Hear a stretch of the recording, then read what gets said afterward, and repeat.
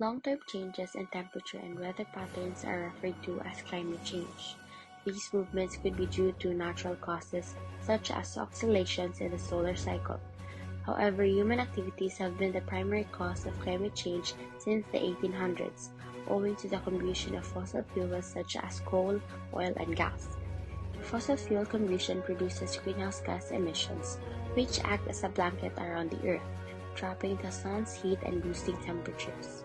Carbon dioxide and methane are examples of greenhouse gas emissions that contribute to the climate change. These are produced by, for example, running a car or heating a building with coal. Carbon dioxide is released when land and forests are cleared. Garbage landfills are a major source of methane emissions. The main emitters include energy, industry, transportation, buildings, agriculture, and land use. Climate change may have an impact on our health, food production, housing, safety, and employment. People who live in small island nations and other impoverished countries are already more exposed to climate change. Sea level rise and saltwater intrusion have forced entire villages to evacuate, and prolonged droughts are putting people at risk of starvation. The number of climate refugees is anticipated to climb in the future. Our world in this time and age has been through a lot, and it is still suffering from copious amounts of complicated and serious issues. Over 1,000 scientists from 25 different countries staged a protest against the Intergovernmental Panel on Climate Change new report.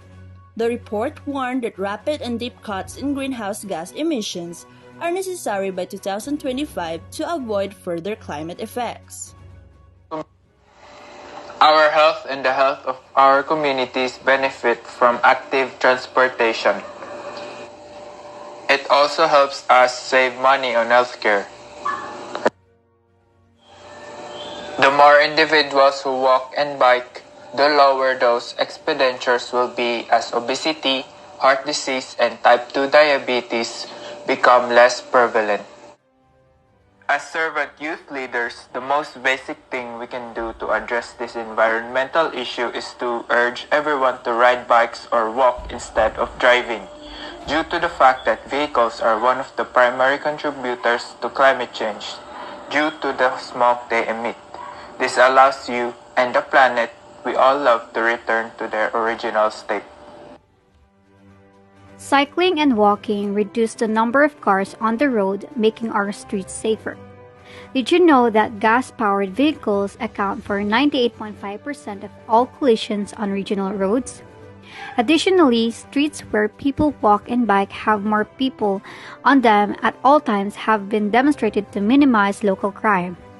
Environmental benefits. Greenhouse gas emissions and global climate change are reduced. Air pollution is reduced. Walking and biking emit no greenhouse gases. It helps to reduce noise pollution and traffic congestion.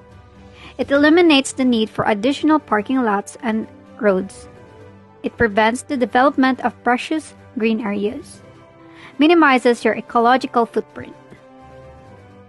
The fact that cycling does not require gasoline, no harmful carbon emissions, or pollutants that are emitted into the atmosphere.